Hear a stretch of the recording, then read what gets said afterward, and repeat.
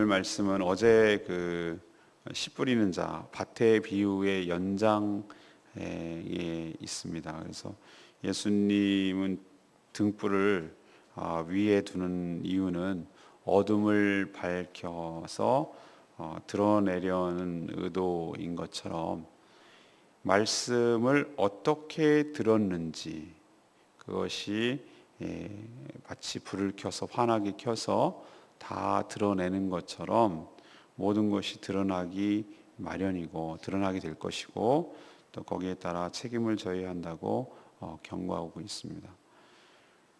또 다른 에피소드가 나오는데요. 이것도 어쩌면은 연장선상에서 이것을 봐야 되는데 예수님의 가족들, 그러니까 마리아하고 야고보 이제 친동생들이 찾아온 것이죠. 그런데 사람이 많아서 못 들어갔을 때 사람들이 어머니하고 동생들이 왔다 이렇게 말하니까 예수님이 뭐라고 말씀하시냐면은 하나님의 말씀을 듣고 행하는 자가 바로 자기 가족이라고 가족에 대한 새로운 개념을 얘기하시는 장면입니다. 네, 마지막 에피소드는 전혀 다른 에피소드인데요. 이것도 역시 연장선상입니다. 말씀을 들었는데도 불구하고 믿음이 없어서 드러나게 될 거라고 말씀을 드렸죠. 등불을 켜서 그의 믿음이 다 말씀을 어떻게 들었는지 드러나게 될 거라고 했는데 바로 그것이 제자들의 믿음이 말씀을 어떻게 들었는지가 다 드러나는 사건이 바로 이 제자들이 배를 타고 호수를 건널 때에 풍랑 때문에 위태로워지자 죽게 되었다고 아우성치고 주님을 깨우고 그런 장면입니다. 그래서 주님이 깨서 바람과 물결을 잠잠케 꾸짖자 잠잠게 되었다는 그런 얘기. 그리고 주님이 제자들의 믿음을 책망하면서 잠잠케 하신 그런 에피소드가 되겠습니다. 오늘 첫 번째로 하나님께서 우리에게 주시는 말씀, 이 말씀을 어떻게 받았는가, 이것은 다 드러나기 마련이고요. 심판이 따라온다는 것을 우리에게 가르쳐 줍니다. 예수님은 씨 뿌리는 이 비유를 통해서 어제 말씀드렸죠. 좋은 마음은 무슨 마음이라고 그랬습니까? 말씀을 듣고 그것을 믿어서 그것을 인내로서 지킬 때 결실하는 그 마음 자세를 좋은 마음이다. 그렇게 말씀하셨습니다. 또 전에는 어떻게 다른 말로 비슷한 말인데 어떤 얘기를 하셨죠? 나무는 무엇으로 한다? 그 나무가 무슨 나무인지 어떻게 한다고 그랬죠? 열매로 한다고. 개자가 들어가는 거는 못 먹는 겁니다. 그죠? 게살구. 빛 좋은 게살구라고 그러잖아요. 돌자 들어가는 것도 못 먹는 겁니다. 돌배. 그래 관상수로는 심을 수 있어요. 돌배 같은 거는 배 모양은 생겼는데 생긴 거는 배 모양인데 먹지 못하죠. 그냥 이렇게 달려 있죠. 그런 것처럼 겉은 멀쩡하게 똑같이 생겼어요. 그런데 몰라요. 열매를 보면 이제 나중에 이게 돌배나무구나 이걸 알 수가 있는 것이죠. 이처럼 그 속에 있는 것이 밖으로 어떻게 되죠? 드러나게 되어서 그 속이 그 본질이 그게 진짜가 무엇인지를 알려지게 될 거라는 것을 전에도 이야기한 적이 있습니다. 그래서 같은 맥락이에요. 이 16절에 오늘 말씀하시는 것 등불 말씀은 이것을 자꾸 사람들이 오해를 합니다. 이것은 빛과 소금의 역할을 해야 된다는 것처럼 여러분은 세상의 빛입니다. 세상의 소금입니다. 세상의 비치도록 여러분의 행실이 이렇게 나타나도록 해야 됩니다. 그 차원이 여기는 아니에요. 그걸 자꾸 그렇게 해석하면 안 돼요. 여러분이 갖고 있는 복 있는 사람도 그렇게 해석해서 이건 아니라고 저는 생각을 했어요. X 이렇게 제가 거놨어요. 그건 잘못 해석하는 것입니다. 그럼 이걸 어떻게 해석해야 되는가? 그게 아니고요. 등불을 이렇게 등경이라는 것은 그 위에를 말하는 것입니다. 기둥이라든지 그 위에를 말하는 것인데 거기에 위에 두는 이유가 뭐겠습니까?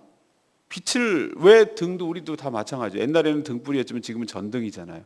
전등을 아래에다 숨기지 않고 위에다 대는 이유가 뭐죠? 환하게 비춰서 다 보라고 드러나라고. 딱 불을 켜면 바퀴벌레들이 숨을 꼬셔서 막 도망가잖아요. 다 드러나니까. 그렇죠?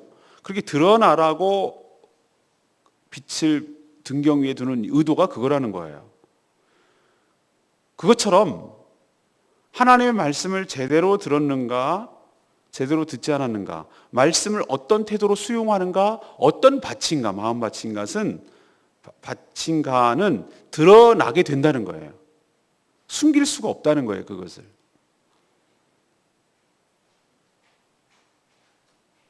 그래서 그것이 길가밭인지 돌짝밭인지 그리고 또 그 가시떨기 밭인지 좋은 밭인지 어떤 밭인지, 다시 말해서 어떤 말씀을 어떤 태도로 수용했는지를 다 드러나게 된다는 의도로 이렇게 말씀하신 겁니다.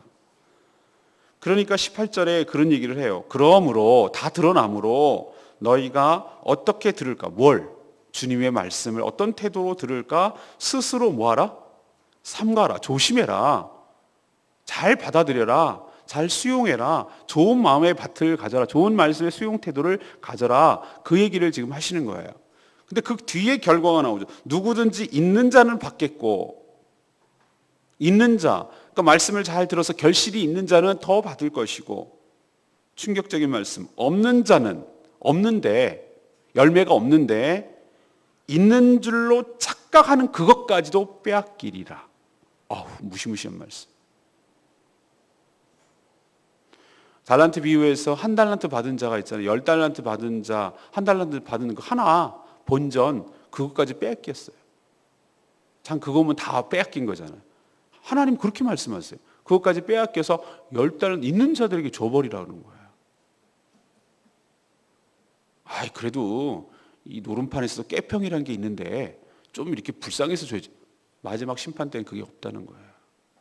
그러니까 말씀을 어떻게 들어야 될 건가 정말 삼가 조심해야 되는 것이고요. 결국은 이 얘기는 우리들에게 어떤 교훈을 주는가 하면은 말씀을 어떻게 들었는가, 그래서 어떤 믿음이 생겼는가는 뭘로 드러나게 되냐면은 우리의 삶으로 드러난다는 것입니다. 우리 삶으로 숨길 수가 없다는 거예요. 사람은 잠시 속일 수 있어요. 사람은 어떻게 잘 속이는 사람은 자기 자신도 기만을 해요. 자기도 막 그렇다 생각하고 자기 자신도 속일 수 있어요. 그런데 하나님은 못 속여요. 왜?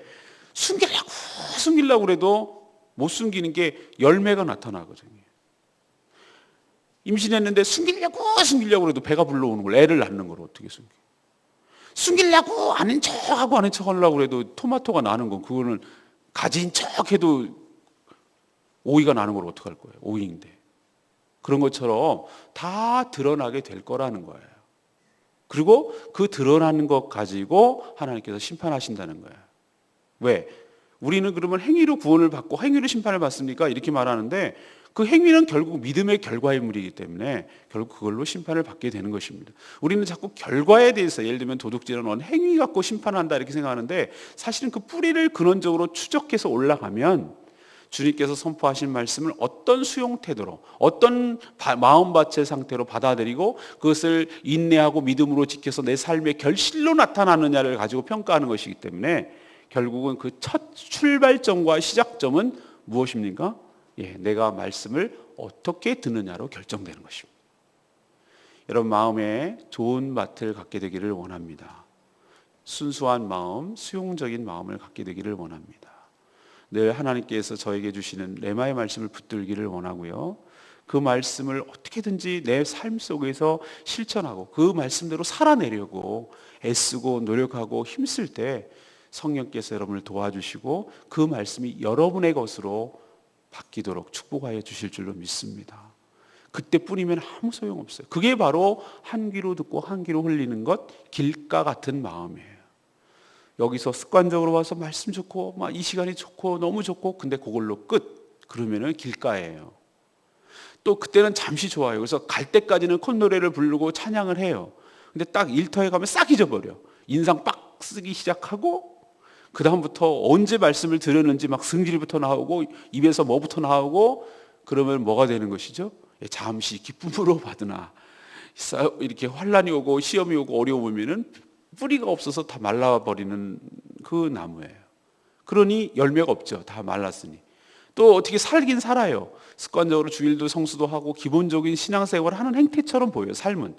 그러나 그거보다 나 이 빚은 언제 다 갚나, 언제 한번 자리를 잡아보나, 이런 생각으로 가득 차 있고, 누구는 1년에 한 번씩 바캉스도 간다는데, 나는 이게 뭔 꼴이야 뭐 이래가면서 난 뭐 한번 놀지도 못하고 나는 무슨 일벌레야 개미야 나는 뭐야 뭐 이래가면서 세상의 즐거움과 쾌락을 이렇게 추구하고 막 그것을 자기를 푸념하고 빨리 기반을 잡아가지고 내 후후 대책을 해야 될 건데 내가 이렇게든 나이는 먹어가는데 뭐 이래가면서 돈이 나의 삶에 안정감을 주는 것처럼 그렇게 생각하고 그런 거 저런 것 때문에 삶에 치이기 시작하면 신앙보다 그것을 눌러버리기 시작하면 내일 주일 말씀에 또 얘기할 거예요. 이 얘기.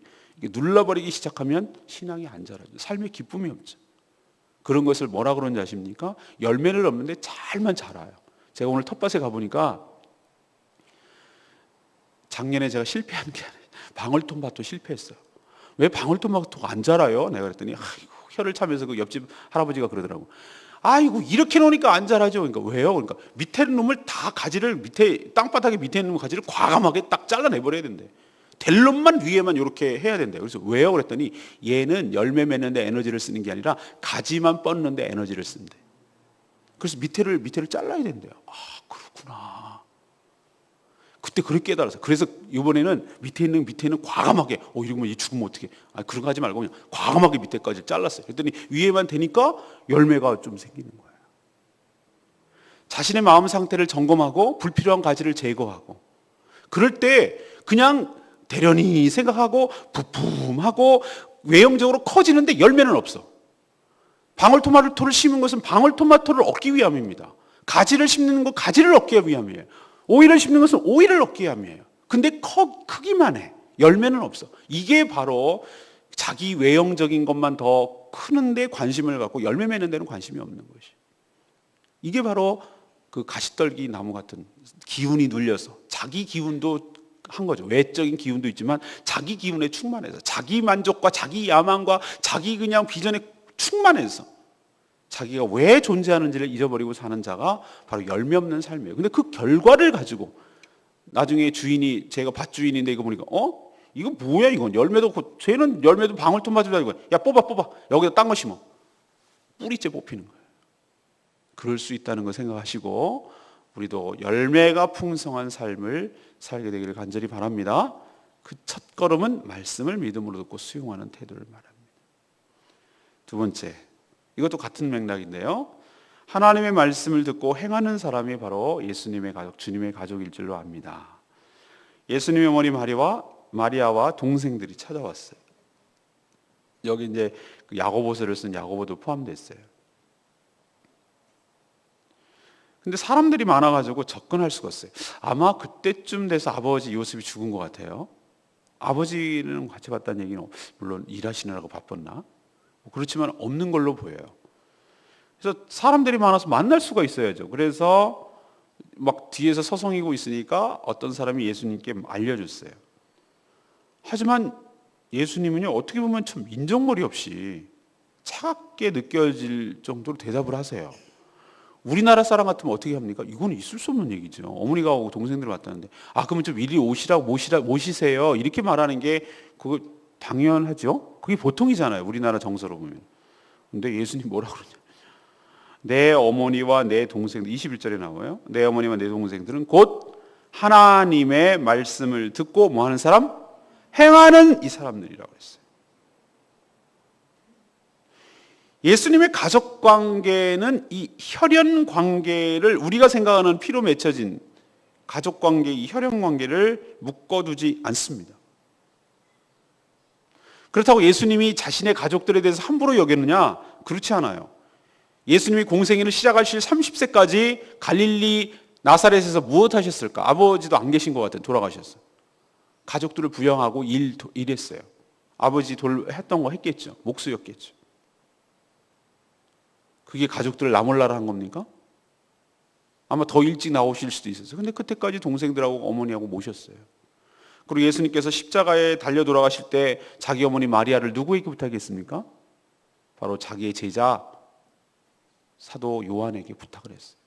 내 어머니니라, 보라 내 어머니니라. 그래서 그때부터 그 요한이 그 마리아를 모셨다, 그런 얘기도 나와요. 부탁한 거예요. 그게 마리아를 나몰라라 한 겁니까? 아니에요. 자신의 어쩌면 어떻게 보면 자기의 육체적으로 직접 난 어머니도 아니잖아요. 몸을 빌려서 난 거잖아요. 그럼에도 불구하고 자신의 가족들을 나물라라 하지 않았어요. 근데 여기서 말하려는 것은 무엇입니까? 이 예수님이 이렇게 말하는 의도는 매몰차게 말하는 그런 의도가 아니라 천국에서는 어떤 관계를 형성하며 살 것인지에 대해서 새롭게 정의하는 내용이에요. 하나님 나라에서는 혈연 관계를 넘는 관계가 형성되는 줄로 믿습니다. 근데 우리는 피로 맺어진 관계라 그러는데 우리가 피로 맺어진 그 이상의 피예요. 그 피가 무슨 피냐? 예수 그리스도의 보혈인 줄로 믿습니다. 우리가 하나 맺혀진 공통점이 하나 있다면 예수 그리스도의 보혈의 공로로 거듭나게 되었고 예수 그리스도 때문에 하나님의 자녀가 된 줄로 믿습니다. 그것 때문에 공통점이 있어요. 예수님의 보혈이 우리 마음을 흘렀어요. 우리를 덮었어요. 그래서 우리가 하나님의 자녀가 되었어요. 그래서 우리는 누구라고 부릅니까? 모든 성도들을, 전 가장 좋은 말이 집사님 뭐 이런 말보다 형제님, 자매님 이렇게 부르는 게 가장 좋은 것 같아요. 제가 YM 예수전 DTS 훈련하는데 거기 이제 소위 표현대로 말하자면 진짜 계급장 뛰고 시작해요. 사회에서 교회에서 무슨 직분을 가졌는데 거기서는 no, 아무것도 소용없어. 다 똑같이 남자는 형제님, 여자는 자매님, 나이 상관 불문이에요. 거기는 나이 많아도 나이 적어도 어떻게 보면 공산당 같아, 공산주의 같아. 그래서 처음에 한 2주 동안은 적응이 안 됐어요. 되게 좀 서운하고 낯설더라고요. 그래서 내가 그거에 너무 익숙해 있구나.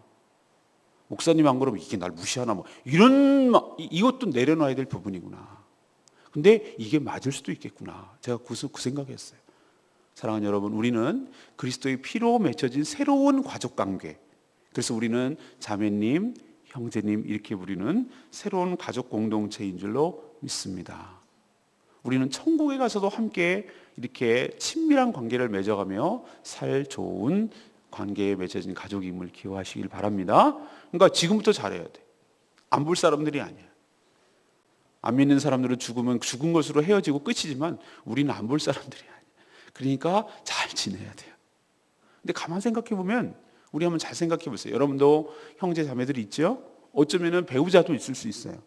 근데 안 믿는, 우리 그러잖아요. 먼 친척보다 가까운 이웃사촌이 더 가깝다고. 근데 우리는 그 말을 갖다가 이 말씀을 적용해 보면은 먼 친척보다 가까운 성도들이 훨씬 더 가까운 거 느끼지 않으세요? 매일 보지, 서로 나누는 걸 하나도 아까워하지 않지, 서로 사랑하지, 서로 속속들이 다 사정 알지, 위에서 기도해 주지. 아니 이런 가족이 세상에, 이게 가족이죠. 어떻게 보면은 전 가족이라고 생각해요. 우리가 왜 주일날 식사 공동체에 같이 꼭 참여하라고 제가 말씀드리냐면은 그게 가족이니까. 한 가족은 같은 식구라고 그래요. 식구.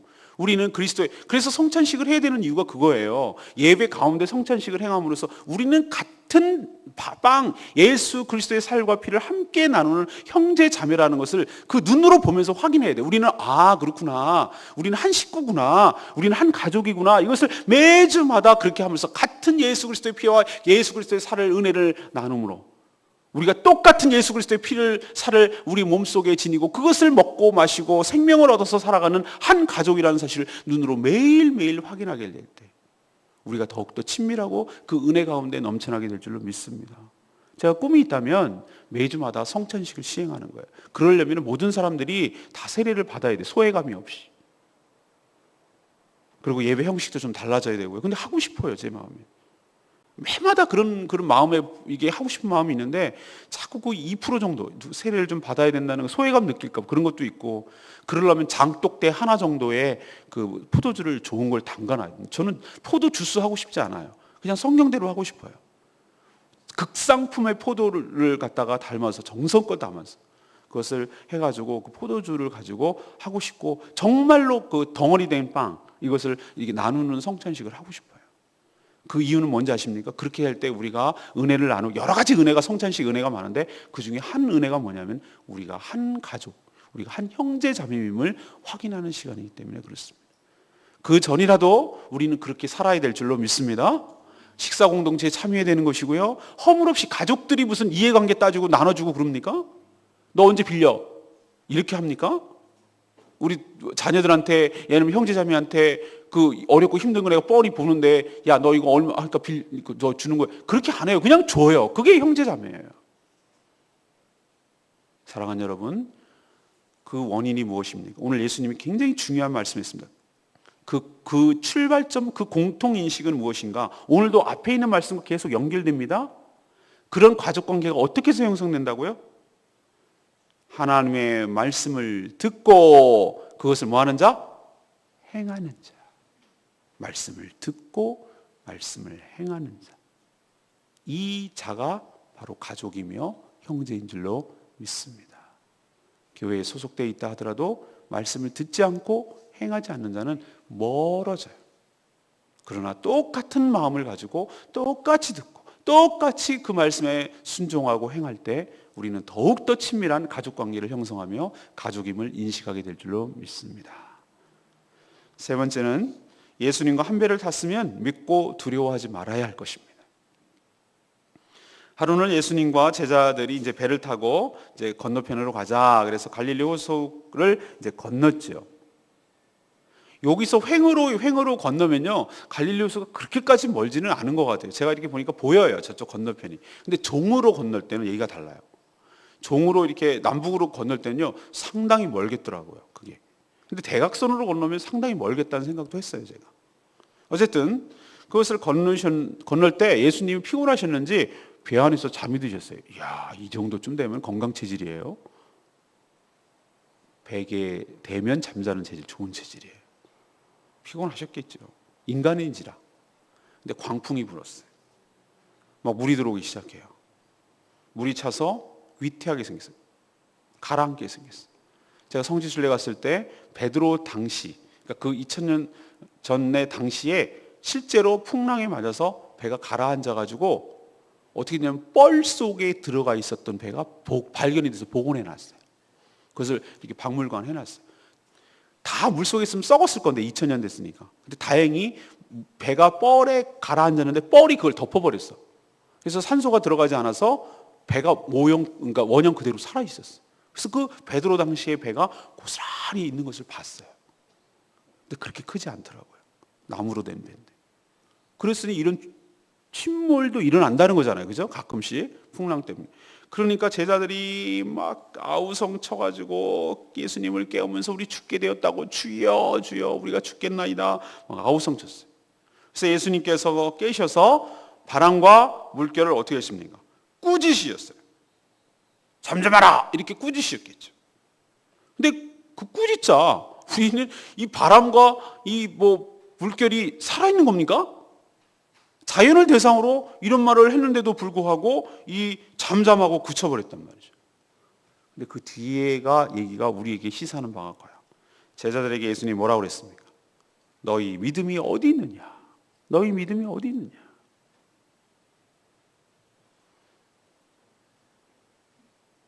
제자들은 이분이 누구시기에 이렇게 바람과 물까지 명령하니 순종하는지 두렵고 놀랐어요. 예수님이 왜 제자들을 이렇게 믿음이 없다고 책망하셨을까요?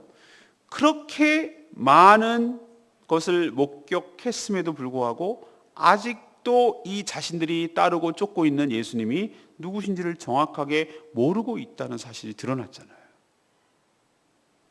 예수님이 메시아시며 하나님이심을 알았다면 이토록 풍랑에 두려워하지 않았을 것입니다. 그리고 무엇이 드러났죠? 예수님께서 하신 말씀이 다 드러났죠? 제자들에게 뭐라 했습니까? 그 전까지 씨 뿌리는 비유를 통해서 어떤 수용의 태도로 말씀을 받느냐가 중요하다고 말씀하셨고, 앞에 모든 것이 드러나서 믿음이 다 드러나게 될 것이라고 말씀하셨고, 말씀을 듣고 행하는 자가 바로 내 가족이라고 말씀하셨는 차에 이야기를 썼잖아요. 지금 누가가 의도적으로 이 이야기를 쓴 것으로 보여요.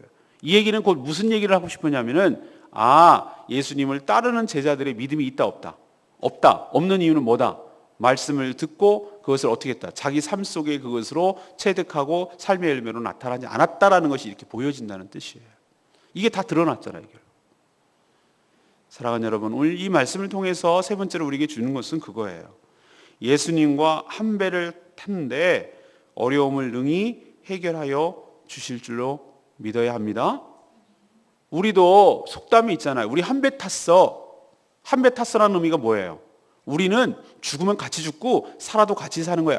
같이 연결되어 있어. 묶여 있어. 그렇다면 주님이 내 인생의 배를 타고 계신 줄로 믿습니다. 내 안에 계신 줄로 믿습니다. 우리는 한 배를 탔습니다. 그렇다면 우리는 어떤 태도를 취해야 됩니까? 두려워 무서워 말고 주님이 함께 계실 줄로 믿고 주님께서 명령하시고 주님께서 꾸짖으시면 어떠한 것도 잠잠하게 될 줄로 믿고 믿음을 가지고 이 어려운 난관과 어려움들을 믿음으로 이겨내는 승리하는 삶을 살게 되기를 간절히 바랍니다. 이런 삶의 열매가 여러분에 있게 되기를 간절히 축원합니다. 오늘 레마의 말씀 25절 말씀이 여전히 저에게 다가왔어요. 제자들에게 이르시되 너희 믿음이 어디 있느냐. 아까도 말씀드렸지만 운명 공동체를 한 배 탔다는 표현인데 예수님이 우리와 한 배 탔습니다. 우리 옆에 예수님이 계심에도 불구하고 예수님보다 어려운 상황과 환경이 더 크게 다가올 때 우리도 두려워하고 이렇게 아우성칩니다. 두려워함이 공포의 진리죠. 예수님의 책망은 사실은 저 자신에게 하는 소리예요. 저 자신에게. 너 믿음이 어디 있느냐. 저한테 이렇게 물으세요. 너의 믿음이 어디 있느냐. 우리는 조금만 어렵고 환경이 되면 막 죽겠다고 막 아우성치고 살려달라고 막 아우성치고 막 난리를 칩니다. 예수님이 나와 함께 계신 줄 모르고 예수님이 안 보이고 예수님보다 상황과 환경의 악화가 더 크게 다가올 때 우리는 이렇게 반응을 보여요. 사랑하는 여러분, 여러분도 우리의 문제를 주님이 다 알고 계시고 그것을 해결하여 주실 것처럼 믿고 잠잠히 주님을 바라보며 기다리는 믿음으로 행하는 복된 인생 다 되기를 간절히 축원합니다. 오늘 세 가지 말씀드렸습니다. 말씀을 어떻게 들었는지는 어떻게 된다고요? 받았는지는 다 드러나기 마련이고 거기에 따라 심판을 받는다. 두 번째는 하나님의 말씀을 듣고 행하는 사람이 누구다? 예수님의 가족이다. 우리는 바로 그리스도 안에서 형제 자매이다. 세 번째는 예수님과 한 배를 탔으면 믿고 두려워하지 말고 믿음으로 승리하자. 오늘 말씀 붙들고 승리하는 저와 여러분 되기를 소망합니다. 오늘 말씀 붙들고 기도하기 전에 140장 찬양지 부르고 기도하겠습니다.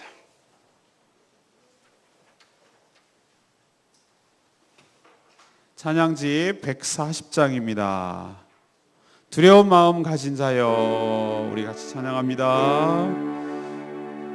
그렇습니다. 오늘 가사 보면 두려운 마음 가진 자여 놀라지 말라. 주 너희 하나님 강한 손으로 주의 이름 부를 때 주님 구하시리. 주 오셔서 구하시리. 주 오셔서 구원하시리. 여러분의 삶의 풍랑과 환난에서 여러분을 건져 주실 줄로 믿습니다. 우리 같이 오늘 말씀 생각하면서 같이 찬양하겠습니다. 두려운 마음 가진 자여 놀라지 말라. 주 너의 하나님 강한 손으로 주 이름 부를 때에 주님 구하시리. 주 오셔서 구하시리. 주 오셔서 구원하시리. 약한 자들에게 강한 능력으로 주 오셔서 구원하시리. 주 오셔서 구하시리. 주 오셔서 구원하시리. 눈을 들어보라 회복의 능력을 주 오셔서 구원하시리. 상한 마음 가진 자여 낭망치 말라. 주 너의 하나님 사랑의 팔로 주 이름 부를 때에 주님 구하시리. 주 오셔서 구하시리. 주 오셔서 구원하시리. 약한 자들에게 강한 능력으로 주 오셔서 구원하시리. 주 오셔서 구원하시리.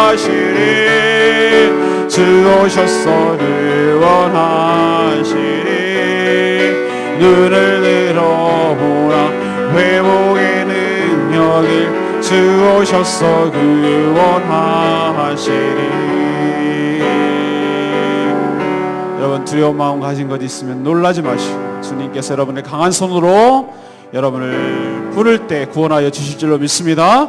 여러분 인생의 풍랑과 물결이 올지라도 한 배 타고 있는 주님을 바라보시고 믿음으로 승리하시는 저와 여러분 되기를 소망합니다. 주여 저희를 불쌍히 여겨주시고 구원하여 주시옵소서. 주여 저희들이 죽겠나이다. 하나님 찾아와 주시옵소서. 우리 인생에 와 주시옵소서. 하나님 앞에 간절히 외치며 나가기를 원합니다. 다 같이 주여 큰 소리로 외치며 나갑니다. 주여 아버지. 그렇습니다. 하나님 우리들의 믿음이 드러나기 마련입니다. 제자들의 믿음이 풍랑과 물결에서 다 드러났듯이 우리들이 어떤 태도로 말씀을 받는지, 어떤 태도로 말씀을 이해하고 그것을 어떻게 내 것으로 수용하는지는 이렇게 삶에서 드러나게 될 줄 압니다. 주님 두렵고 떨리는 마음으로 말씀을 잘 듣게 하여 주시옵시고 그 말씀이 나의 삶에 적용하게 하여 주시옵시고 그 말씀이 나의 말씀이 되게 하여 주시옵소서. 하나님의 말씀을 듣고 행하는 사람이 바로 예수님의 가족이며 한 형제 자매임을 깨닫게 해주시니 감사합니다. 하나님 우리들이 정말로 피로 맺혀진 가족보다 예수 그리스도로 보혈로 맺혀진 가족이 진정한 가족이며 천국에서도 현영관계를 맺게 될 정말 놀라운 가족임을 깨닫게 하여 주시옵시고 더욱 사랑하며 더욱 친밀하게 지낼 수 있도록 아버지 도와주시고 은혜 베풀어 주시옵소서. 하나님 우리 인생에도 한 배를 타신 주님을 믿기를 원합니다. 하나님 주무시던 우리와 함께 있음을 기억하며 믿고 두려워하지 않게 하여 주시옵시고 이 놀라운 어려움을 믿음으로 잘 극복하며 이겨내게 하여 주시옵소서. 제자들에게 하셨던 너희 믿음이 어디 있느냐, 이것은 저희들을 향한 하나님의 책망이며 하나님의 깨우침의 말씀인 줄로 깨닫습니다. 이 말씀을 레마의 말씀으로 받게 하여 주시옵시고 정말 우리의 믿음이 어디 있는지를 확인하게 하여 주시옵시고 하나님이 어려움들을 믿음으로 잘 극복하며 해결나갈 수 있도록 오 주여 주여 도와주시고 은혜로 채워주시옵소서. 주 오셔서 구하시리.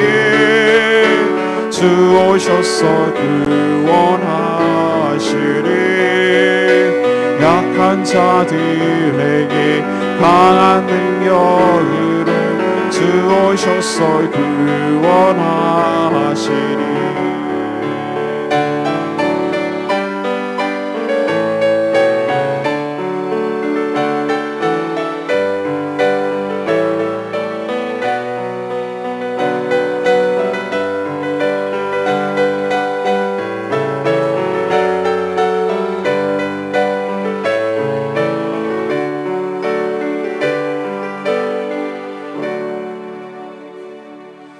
하나님 저희 살아온 모든 삶도 다 드러나게 될 줄로 압니다. 아무리 숨겨도 아무리 감춰도 하나님의 등불로 비추시면 은밀한 우리의 삶까지 다 드러나 심판받게 됨을 잊지 않게 하여 주시옵소서.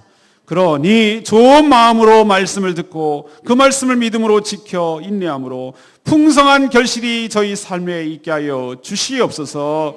예수님께서 말씀하신 대로 하나님의 말씀을 듣고 행하는 자가 바로 예수 그리스도의 가족임을 믿습니다. 하나님 저희들이 말씀을 듣고 행함으로 우리가 바로 한 가족을 이루며 사는 형제 자매임을 고백합니다. 서로 사랑하며 아끼며 형제 자매로 지내게 하여 주시고 지금부터 천국까지 영원할 줄로 믿습니다. 하나님 주님이 우리와 함께 하심을 믿게 하여 주시옵소서. 상황 보고 두려워하지 않게 하여 주시옵소서. 하나님 조건 보고 무서워하지 않게 하여 주시옵소서. 우리가 예수님과 한 배를 타고 있음을 기억하게 하여 주시옵소서. 우리 마음속에 예수 그리스도께서 계심을 믿게 하여 주시옵소서. 너희 믿음이 어디 있느냐, 우리 믿음이 어디 있는지 확인하게 하여 주시옵소서. 우리가 믿노라 하면서 하나님 문제가 생기고 두려워지기 시작하고 어려워지기 시작하면은 정말 놀라 두려워서 혼미백상하는 우리들의 모습을 불쌍히 여겨 주시옵소서. 하나님 믿음을 주시기를 원합니다. 믿음이 견고해지기를 원합니다. 하나님 함께 하심을 믿게 하여 주시옵시고 주님께서 명령하시면 이 모든 문제가 사라지게 될 줄로 믿습니다. 믿음을 회복하게 하여 주시고 믿음이 담대하게 하여 주시옵소서. 그래서 세상을 감당치 못하기, 세상이 우리의 믿음을 보고 감당치 못하는 믿음을 허락하여 주시옵소서.